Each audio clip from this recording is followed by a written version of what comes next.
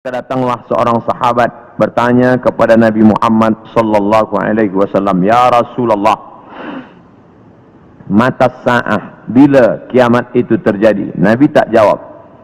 Itu menunjukkan bahawa Allah tidak berikan wahyu kepada Nabi untuk menetapkan hari, bulan, tahun. Nabi tidak menjawab, tapi Nabi balik bertanya, "Ma'adatta laha?" Siapa tadi yang bertanya? Manakala Nabi menyampaikan tazkirah, orang ini bertanya, "Mata sa'ah?" Nabi diam saja. Nabi terus berikan tazkirah. Selepas itu baru Nabi tanya, "Aina sa'il?" Siapa yang bertanya tadi? "Saya ya Rasulullah." Lalu kata Rasulullah, "Ma'adatta laha?" Apa yang sudah kau siapkan untuk hari kiamat itu? Menunjukkan bahawa hari, bulan dan tahunnya tidak diketahui siapapun. Bila hari ini beredar berita bahawa ada tulisan, ada orang yang mengetahui hari kiamat, maka bercanggah dengan Quran dan sunnah Rasulullah sallallahu alaihi wasallam. Kerana Nabi tidak pernah membicarakan itu kepada Sayyidina Abu Bakar, Umar, Uthman wa Ali wa an kulli sahabati Rasulillah ajma'in. Sedangkan Al-Quran jelas-jelas, a'udzubillahi minasyaitonir rajim, yas'alunaka 'anis sa'ati ayyana mursaha. Mereka bertanya kepada engkau tentang hari kiamat, bila terjadinya. La ya'lamuha illahu, tidak ada yang tahu kecuali hanya Allah Subhanahu wa ta'ala. Tapi masalah tanda-tandanya, maka Nabi banyak bercerita. Tanda-tanda ini dibagi dua. Ada tanda yang bersifat fisik, nampak, di antaranya ucapan Nabi, tatawul al-bunyan, berlomba-lomba membuat bangunan tower yang tinggi. Itu sudah tampak hari ini. Bahkan Imam San'ani menyebutkan, bila ada binaan, bangunan yang lebih tinggi daripada Jabal Abi Qubais, salah satu tanda hari kiamat. Hari ini kita melihat Jabal Abi Qubais dulu bukit yang paling tinggi di samping Ka'bah. Hari ini Jabal Abi Qubais lah yang paling rendah. Jabal Abi Qubais di belakang bukit Safa. Bila kita naik ke atas bukit Safa, ingin memulai sa'i menghadap ke arah kiblat, tepat di belakang kita Jabal Abi Qubais yang dipotong, dikerat, kemudian di atasnya dibina istana Raja Fahad. Dulu kerana Makkah itu seperti kuali, lalu kemudian di tengah itu Ka'bah, maka bukit-bukit di sekeliling yang paling tinggi adalah Jabal Abi Qubais.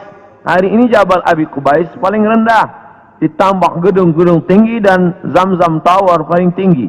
Maka ini salah satu tanda fizik yang nampak oleh mata. Lalu kemudian tentang bagaimana seorang ibu antalidal amatu rabbataha, seorang budak hamba sahaya melahirkan tuannya. Ini pun juga physically, nampak dia oleh mata. Ada dua makna bahawa seorang hamba sahaya melahirkan tuannya. Yang pertama maknanya, ketika umat Islam berkuasa, lalu kemudian dia menguasai suatu kawasan, maka perempuan-perempuan itu menjadi budak, dan budak-budak ini melahirkan anak-anak yang merdeka. Maka maknanya Islam punya kekuasaan yang luas. Akhirnya ibunya budak hamba sahaya, anaknya orang merdeka. Makna pertama. Sedangkan makna yang kedua adalah antalidal amatu rabbataha, maknanya seorang ibu melahirkan anak dan anaknya menderhaka, sehingga seolah-olah ibu menjadi budak dan anak menjadi tuan. Ini pun fizik, nampak dengan nyata. Saya termasuk suka mengkaji tanda-tanda yang tampak, tapi sebenarnya yang lebih condong daripada hadis-hadis itu adalah bukan benda, tapi condong kepada maknawi, makna yang terkandung di balik suatu ucapan Nabi sallallahu alaihi wasallam. Maka pada kesempatan ini kita akan bahaskan satu daripada banyak hadis diriwayatkan oleh Abdurrahman ibnu Sakhar ad-Dawsi, atau biasa dikenali dengan nama Abu Hurairah radhiyallahu an. Hadis ini ada dalam kitab Sahih Al-Bukhari. Apa kata Nabi? La taqumus sa'ah, hari kiamat tidak akan terjadi hatta hingga yuqbadal ilmu. Yang pertama, dalam hadis ini ada 6 tanda. Ini yang akan kita bahaskan. Yang pertama, yuqbadal ilmu, ilmu dicabut. Innallaha la yaqbidul ilma intiza'an. Allah tidak mencabut ilmu seperti mencabut pokok kayu dengan akarnya sekali. Lalu bagaimana ilmu itu tercabut? Bi mautil ulama, dengan meninggalnya ulama. Ketika Imam Syafi'i meninggal, maka berapa cabang ilmu hilang. Imam Syafi'i alim dalam bahasa Arab, Imam Syafi'i alim dalam tafsir, Imam Syafi'i alim dalam fiqh, Imam Syafi'i alim dalam hadis, bahkan bergelar Nasirus Sunnah. Imam Syafi'i yang pertama kali menyusun usul fiqh. Lalu kemudian ketika meninggal, masih ada digantikan oleh murid-muridnya, Al-Muzani, Al-Buwaiti, Rabi' Al-Muradi. Tapi kemudian makin ke bawah, maka hilanglah ilmu. Maka yang muncul orang jahil yang kemudian dianggap sebagai orang berilmu. Wal'iyazubillah, na'udzubillah. Maka saya pribadi tak pernah berkata menurut paham saya, menurut pendapat saya, karena saya takut tergolong dalam orang yang disebut Nabi al-juhala, orang jahil tapi seperti berilmu. Zahirnya orang menyangka berilmu padahal tidak. Maka selalu saya mengambil pendapat ulama. Menurut pendapat Imam Syafi'i, menurut pendapat Imam An-Nawawi, menurut pendapat Ibnu Hajar Al-Asqalani, menurut Imam Az-Zahabi, menurut Imam Jalaluddin Abdul Rahman As-Suyuti, untuk menyelamatkan diri daripada juhala. Na'udzubillah. Maka nanti kata Nabi SAW, sebelum hari kiamat bermunculanlah juhala karena pandai berbicara, karena berpakaian ulama. Al-juhala yalbisuna libasal ulama, orang jahil tapi memakai pakaian ulama, pandai berbicara, lalu orang menyangka dia alim, padahal dia tak lebih daripada orang dhalla wa adalla, sesat dan menyesatkan. Sebenarnya kiamatnya sudah terjadi pada isinya, tapi alamnya belum kiamat besar. Maka kata ucapan Nabi SAW dalam suatu hadis, idza wussidal amru ila ghairi ahlihi, bila diberikan suatu perkara bukan kepada ahlinya, bukan kepada orang yang faham, fantaziris sa'ah, maka tunggulah kiamat. Makna kiamat di situ bukan kiamat alam semesta, tapi kiamat isinya. Bila pembinaan masjid ini diberikan kepada orang yang tidak pakar, tidak memiliki kepakaran pada bidang itu, fantaziris sa'ah, maka tunggulah sa'ah, kiamat, hari kiamat. Makna kiamat di situ bukanlah kiamat alamnya, tapi isinya sudah kiamat. Begitu juga dengan ucapan Nabi tentang masalah idza waqa'a ala ahadikumul qiyamah, bila terjadi kiamat pada salah seorang kamu, wa fi yadihi fasilah, di tangannya ada anak korma, falyaghrisha, tanamlah, karena dia akan menanam itu lalu kemudian dia mati. Bagaimana mungkin kiamat terjadi pada satu orang? Maka makna kiamat dalam hadis ini, alamnya tidak kiamat, tapi orang itu mengalami kiamat, maknanya mati dia. Na'udzubillah. Oleh sebab itu maka bahwa kiamat sudah terjadi pada isinya, ya, karena banyaknya orang jahil.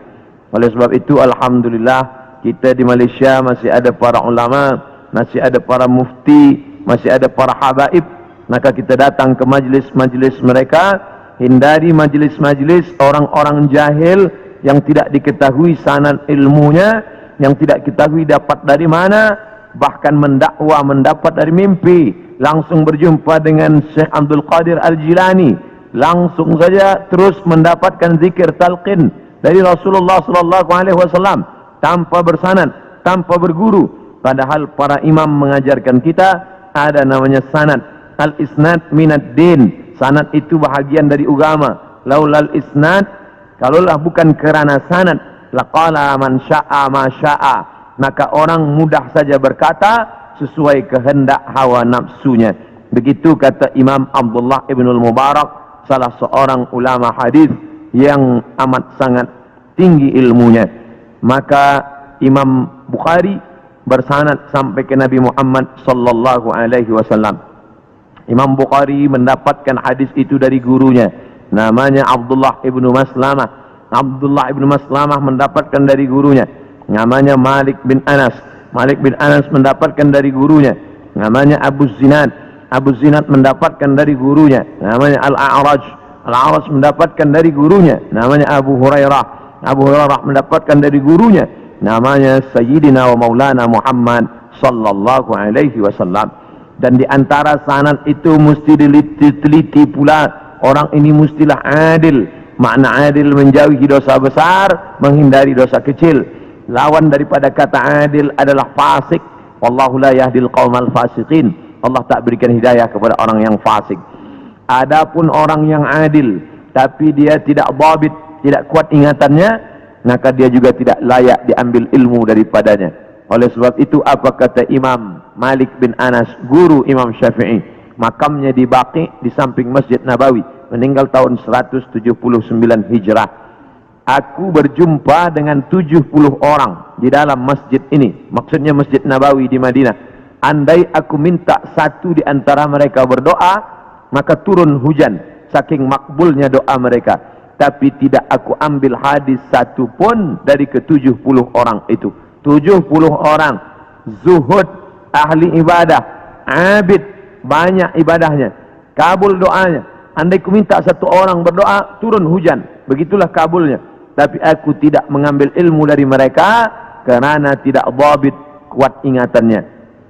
Begitulah ulama menapis supaya jangan sampai mengambil ilmu daripada orang jahil. Karena di antara tanda kiamat adalah yuqbadul ilmu, bahwa ilmu dicabut Allah subhanahu wa ta'ala. Maka bila kita masih ada kajian-kajian khas tafsir, khas fiqh, khas usul fiqh, khas hadis, maka kita hadir, kita dengarkan, kita fahami, kita rakamkan, kita share, maka dia bagian dari dakwah. Tapi bila itu sudah tampak banyak menebar, sebenarnya salah satu daripada tanda hari kiamat. Yang kedua, wa taksuruz zalazil, banyak terjadi zalazil. Zilzal, gempa. Zalazil, gempa. Maka kita lihat idza zulzilatil ardu zilzalaha, bila sudah digoncangkan bumi itu, wa akhrajatil ardu athqalaha, dan dia menggoncangkan, lalu keluarlah isi yang ada di dalamnya. Dulu terjadi juga gempa. Faj'alna 'aliyaha safilaha, kami jadikan bagian dalam naik ke atas, bagian atas turun ke bawah. Amtarna 'alaihim, kami hujani mereka, bihijaratin, dengan batu, min sijilin mandud, dari tanah liat yang terbakar. Sudah lama terjadi, tapi hari ini terjadi lebih banyak lagi di banyak-banyak tempat. Bahkan gempa tak lagi terhitung. Hari ini terjadi di sini, hari ini terjadi di sini. Ini menunjukkan bahwa salah satu dari tanda-tanda itu sudah muncul, mengingatkan kita. Apakah dengan terjadinya ini lalu kita stres, setelah ini lalu kita tidak beraktiviti, lalu setelah ini kita tidak lagi beramal? Bukan begitu makna memahami tajuk kajian kita ini.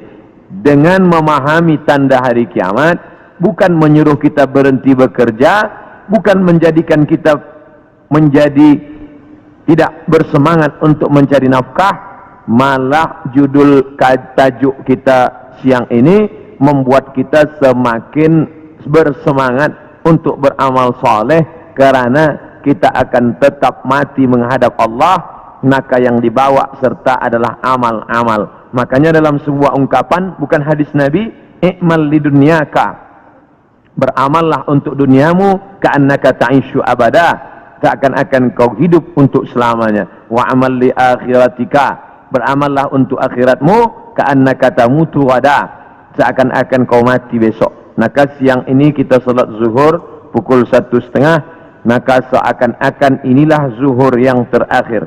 Saya akan sampaikan tazkirah ini dalam 60 menit. Selepas itu kita akan buka soalan, kita akan jawab masalah-masalah yang ditanyakan terkait dengan tajuk kita sebahagian besarnya. Maka selepas mengkaji tajuk tanda-tanda hari kiamat, bukan membuat kita lalu berhenti beramal, tapi membuat kita makin bersemangat beramal. Kerana ternyata alam akan berakhir, rumah yang besar akan hancur, kereta tak dibawa serta, yang dibawa hanyalah illal ladina amanu, iman, wa amilus salihat, dan amal-amal saleh. Lain daripada itu tinggal. Maka bagi sesiapa saja yang ikut tajuk kajian kita ini, selepas ini bertambah amalnya, bertambah khusyuknya, bertambah takutnya, itulah orang yang berhasil. Adapun selepas ini tak ada perubahan apa-apa, biasa sahaja, maka termasuk orang-orang yang mubazir. Innal mubazzirina kanu ikhwanas syayatin. Orang yang mubazir adalah ikhwan, saudara-saudara syaitan. Mengapa begitu? Dia sudah mubazir waktu, dia sudah membazir energi, dia tidak mendapatkan manfaat apa-apa. Padahal ayat-ayat yang kita baca, idza tuliyat alaihim ayatuhu, kalau dibacakan ayat-ayat Allah, zadathum imana, bertambahlah imannya. Dari dua tanda ini ada perbezaan. Tanda yang pertama, tidak tampak, ilmu dicabut. Tidak nampak mana ilmu yang dicabut, mana ilmu yang kekal. Yang kedua, zalazil, gempa. Ini nampak, bisa dirasakan. Berapa skala Richter? Ini semua orang tahu. Bahkan bergoncang. Ada kaca yang pecah, ada dinding rumah yang retak. Itu terjadi belakangan ini lebih banyak lagi signal pertanda bahwa Allah Subhanahu wa taala akan mengakhiri dunia ini. Lalu kemudian berikutnya adalah wa yataqarabuz zaman. Zaman, masa, waktu, yataqarab, saling mendekati. Apa makna saling mendekati? Tidak lagi terasa. Baru saja hari Jumat, esok hari kita sudah solat Jumat.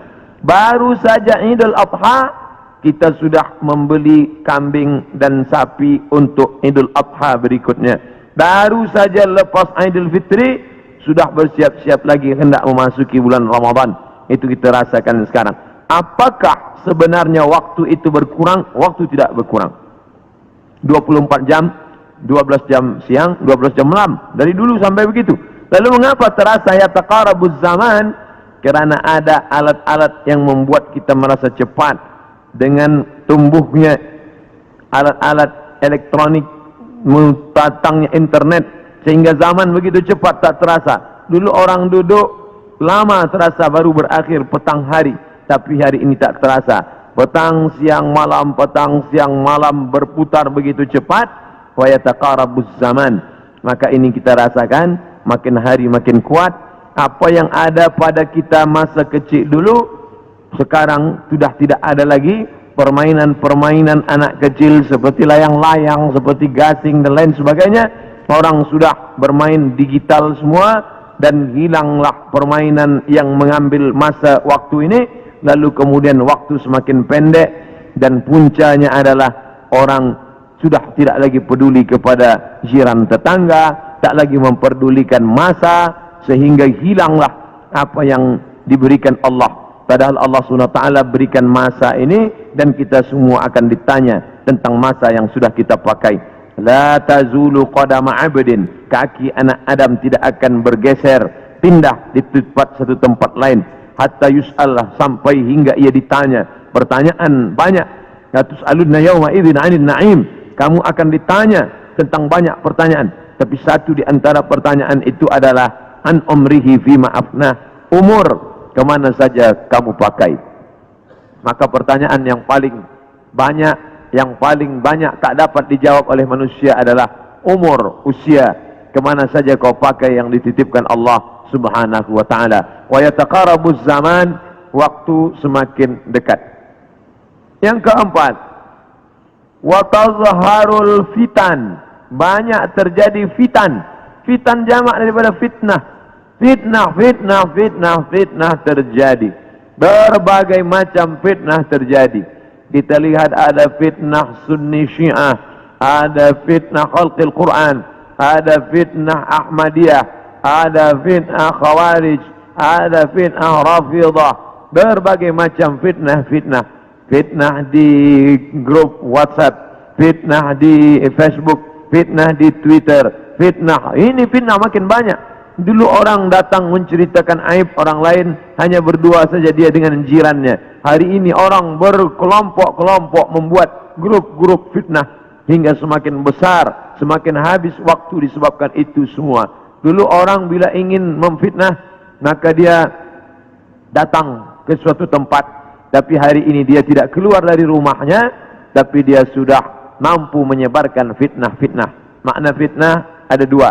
Yang pertama, tohmah, tuduhan-tuduhan tanpa bukti. Yang kedua, makna fitnah adalah membunuh. Makna fitnah adalah menyiksa. Banyak penyiksaan. Berapa kali kita tidak sanggup menyaksikan video bagaimana penyiksaan muslimin di Rohingya.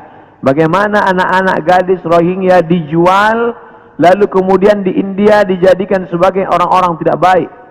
Bagaimana penyiksaan yang dilakukan oleh Burma kepada muslimin Arakan Rohingya.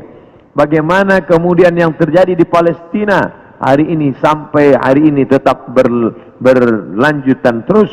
Na'udzubillah. Maka betul kata Nabi SAW, kalau sudah dekat masa hari kiamat, maka yang terjadi adalah yaksurul fitan, maka banyaklah fitnah-fitnah terjadi. Makanya selalu sebelum salam kita katakan, Allahumma inni a'udzubika min azabi jahannam, jauhkan kami daripada azab jahannam, wa min azabil qabri, daripada azab kubur, wa min fitnatil mahya wal mamat, jauhkan kami dari fitnah hidup dan mati. Fitnah mati, azab. Dua fitnah mati, azab kubur dan kemudian azab di akhirat. Tapi ada fitnah yang luar biasa, fitnatul mahya, fitnah ketika dalam hidup pun dia sudah merasakan fitnah-fitnah yang luar biasa. A'udzubillah. Yang selanjutnya, yang kelima, yaitu yaksurul haraj. Haraj, kata Nabi, wa huwal qatslu, pembunuhan yang banyak. Bagaimana mereka boleh menghabisi kaum muslimin bertetangga dekat. Slobodan Milosevic ingin menghabisi semua etnis Bosnia Hersek, habis semuanya. Itu terjadi tahun 90-an. Lalu kemudian sekarang berdamai. Lalu kemudian bagaimana pembantaian di Irak, dari sejak mulai Presiden Amerika sampailah yang terakhir, terus mereka membantai umat Islam. Lalu kemudian terjadi pula yang terakhir, tidak berakhir sampai hari ini, sampai Presiden Amerika mengatakan ini adalah ibu kota Israel. Dengan mengakui itu sebagai ibu kota Israel, maka semua orang yang berada di dalam itu tidak lagi diakui sebagai orang Palestina. Efek daripada itu adalah bahwa ini tidak lagi dianggap sebagai milik umat Islam, tapi justru sebagai orang Islam yang memiliki tempat ibadah di tanah orang kafir. Na'udzubillah. Oleh sebab itu, maka banyaklah al-haraj, pembunuhan. Dulu pun ada juga pembunuhan, betul, tak salah. Ada Romawi membunuh Persia, Persia membunuh Rom, itu biasa, itu terjadi. Tapi zaman sekarang pembunuhan merajalela karena alat untuk membunuh itu diciptakan lebih banyak. Senjata-senjata dari besi diciptakan lebih banyak lagi untuk menghabisi umat manusia. Maka itulah yang dikatakan Nabi, yakfirul haraj. Apa salah kita? Mengapa kita dihidupkan Allah di zaman ini? Mengapa kita tak hidup di zaman Abu Bakar, Umar, Uthman wa Ali? Maka ada kabar gembira dari Nabi SAW. Al-ibadatu fil haraj. Orang yang tetap istiqamah beribadah fil haraj, ketika banyak pembunuhan ini, tetap imannya kuat, tetap dia istiqamah. Kahijratin ilayya, seperti orang yang berhijrah kepada Nabi Muhammad sallallahu alaihi wasallam. Mudah-mudahan kita termasuk orang yang tetap istiqamah dalam keadaan banyak pembunuhan, dan kita seperti orang yang berhijrah walaupun sudah 1439 tahun lampau, tapi kita tetap diakui sebagai umat Muhammad sallallahu alaihi wasallam dan seperti orang yang berhijrah. Makanya sekarang ada orang istilah, ini adalah hijrah saya, ini adalah momen hijrah saya. Sebenarnya tidak lagi ada hijrah. La hijrata ba'dal fath. Setelah pembebasan kota Makkah, tidak lagi ada hijrah. Yang dimaksud hijrah adalah pindah dari batil kepada hak, pindah dari syirik kepada tauhid, pindah dari jahil kepada ilmu. Itulah makna daripada hijrah. Kemudian yang keenam, hatta yaksura fikumul mal fayafidhu. Banyak orang yang melimpah ruah hartanya sampai yafidhu, seperti air yang penuh tumpah. Banyak orang-orang kaya. Dulu orang hanya kaya tapi masih ada batasnya. Sekarang ada orang yang amat sangat kaya tanpa batas, sampai tidak tahu lagi dia mau dibuat kemana kekayaan ini. Dan itu terjadi hari ini. Dulu orang kaya kerana dia berniaga, bekerja. Ada orang kaya kerana dia menjual emas. Ada orang kaya kerana dia beternak sapi, kambing. Ada orang kaya kerana dia membuat kolam ikan. Artinya dia bekerja, keluar peluh keringatnya baru dia kaya. Hari ini ada orang yang duduk-duduk saja, tapi kekayaannya amat sangat melimpah ruah. Maka apa yang dikatakan Nabi SAW terwujud hari ini, menunjukkan hari kiamat itu hampir saja terjadi. Bahkan ketika Isra Mi'raj pun Nabi melihat ada seorang perempuan tua yang melambaikan tangannya memanggil. Lalu Nabi bertanya kepada Jibril alaihissalam, siapa itu Jibril? Jibril menjawab, itulah dunia yang sudah tua. Walaupun sudah tua dia tetap berhias kerana dia tak ingin tua. Dunia dengan usianya yang tua, hampir kiamat, dia tetap berhias dengan perhiasan-perhiasan harta benda, dengan binaan-binaan yang besar. Tapi sebenarnya dia semakin tua, dan sampai masanya terjadilah apa yang dikatakan Allah Subhanahu wa taala, hancur semuanya, berkeping tak bermakna sama sekali. Maka ini salah satu tanda yang dikatakan Nabi sallallahu alaihi wasallam.